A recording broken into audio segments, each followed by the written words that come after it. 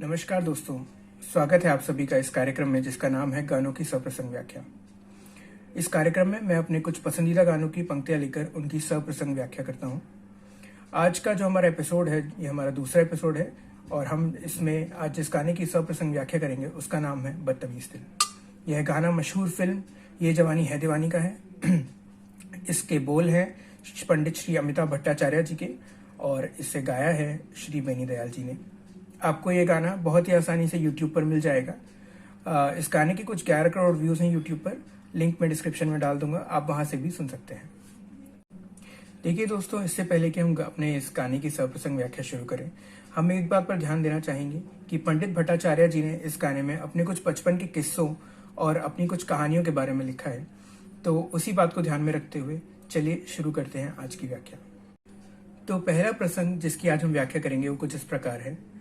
पान में पुदीना देखा, नाक का नगीना देखा, चिकनी चमेली देखी, चिकना कमीना देखा। देखिए, अब यहाँ पर हम एक एक पंक्ति को उठाकर चलें तो कुछ इस प्रकार बनेगा। तो पहली पंक्ति है पान में पुदीना देखा, जिसमें हम ध्यान दें तो पंडित जी जीवन की छोटी छोटी खुशियों की बात कर रहे हैं।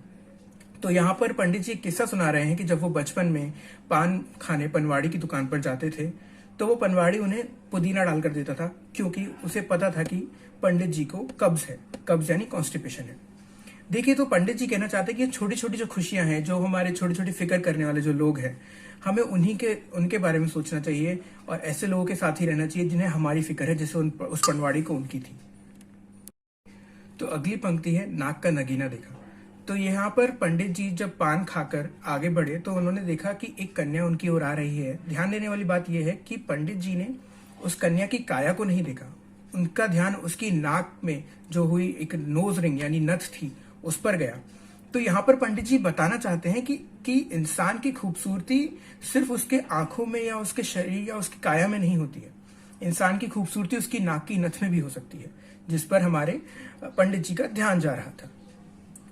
उसके बाद अगली पंक्ति है चिकनी चमेली देखी। तो जैसा कि यहाँ पर पंडित जी का ध्यान उस कन्या की तरफ पड़ चुका है और कन्या को उन्होंने एक चमेली के फूल से, जो बेहद ही कोमल काफी सुंदर होता है, उससे कंपेयर किया है, उससे तुलना की है। तो यहाँ पर पंडित जी कह रहे हैं कि उन्होंने उस लड़की को जब देखा तो उन्हें लगा कि उन्होंने एक चमेली का फूल देख लिया है। और अंतिम लाइन है चिकना कमीना देखा। तो देखिए, यह लाइन उस कहानी को कंप्लीट करती है कि जब यह सब हुआ, जब पिछली 3 पंक्तियां हुई तो उस कन्या का भी ध्यान गया पंडित जी की तरफ। और जब उस कन्या का ध्यान पंडित जी की तरफ गया और उसने देखा कि ये व्यक्ति, ये आदमी, ये मुझे इतनी देर से घूर रहा है, अगर एक व्यक्ति एक कन्या को इस तरह घूरेगा तो ऑब्वियस सी बात है कि कन्या क्रीप आउट हो जाएगी और चिल्लाएगी, कमीने, घर में माँ बहन नहीं है क्या? तो एग्जैक्टली वही चीज उन्होंने इस चौथी पंक्ति में डाली है, चिकना कमीना देखा, कि कन्या ने एक चिकना कमीना देखा। अगली 2 पंक्तियां वो कुछ इस प्रकार हैं। चांद ने चीटर होके चीट किया तो सारे तारे बोले गिली गिली अक्खा। यहाँ पर एक नया किस्सा शुरू हुआ है जिसमें कवि अपने विद्यालय के समय की यानी स्कूल डेज की बात कर रहे हैं और वो बता रहे हैं कि परीक्षा के टाइम पर वो काफी चीटिंग किया करते थे। तो यहाँ पर वो कह रहे हैं पहली पंक्ति में कि चांद ने चीटर होकर चीट किया। तो ये तो ऑब्वियस ही बात है कि अगर कोई चीटर है, अगर कोई बचपन से चीटिंग करता आ रहा है तो परीक्षा में चीट करना तो थोड़ा आम हो जाता है। अब देखिए, जो दूसरी पंक्ति है यहाँ पर बहुत ध्यान देने वाली बात है। दूसरी पंक्ति है सारे तारे बोले गिली गिली अक्खा। अब देखिए, इस पंक्ति के 2 अर्थ निकल सकते हैं। तो पहला अर्थ है कि अगर उनकी परीक्षा में अच्छे नंबर आए हैं ये चीटिंग करके, तो ऑब्वियस सी बात है कि सभी बच्चे जो चीटिंग में शामिल थे वो अपनी माँ की आंखों के तारे तो रहे ही होंगे, अर्थात इसलिए उन्होंने तारे बोले गिली गिली अक्खा लिखा है। यहाँ पर तारों से जो मतलब है वो बच्चों का है, क्योंकि बच्चे माँ की आंख के तारे होते हैं।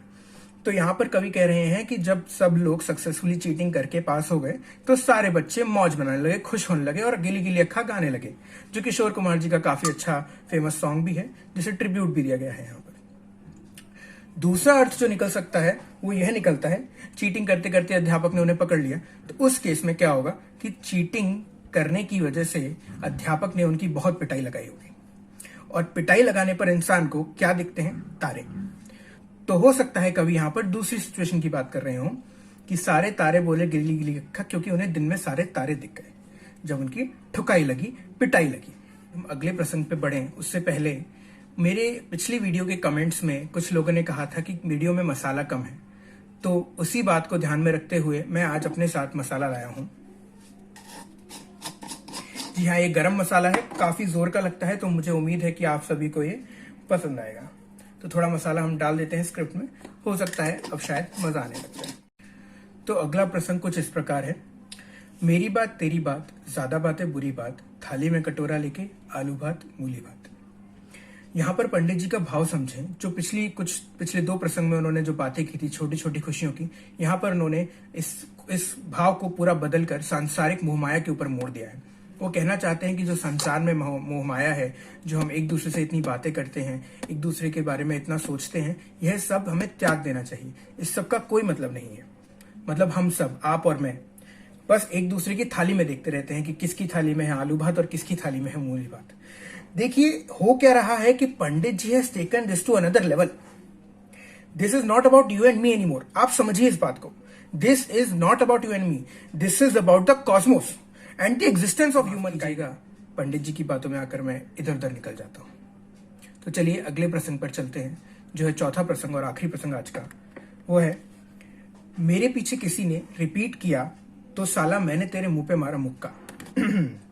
लगता है पंडित जी रोष में आ गए हैं, क्रोध में आ गए हैं। उन्होंने साफ साफ मना कर दिया है कि इसके आगे अगर तुमने मेरे पीछे कुछ भी रिपीट किया, अर्थात अगर तुमने इसके आगे कोई भी प्रसंग का व्याख्या किया तो तुम्हारे लिए अच्छा नहीं होगा। तो ठीक है पंडित जी, हम आपकी बात समझेंगे। मैं तो पूर्णतः अहिंसावादी इंसान हूं और मुझे बिल्कुल भी शौक नहीं है कि हम चेहरे पर मुक्का खाएं पंडित जी के हाथ का। तो चलिए इसी के साथ अब हम यहाँ आपसे विदा लेते हैं। हमारे साथ जुड़े रहने के लिए धन्यवाद। मिलते रहिएगा अगले एपिसोड में। आपका दिन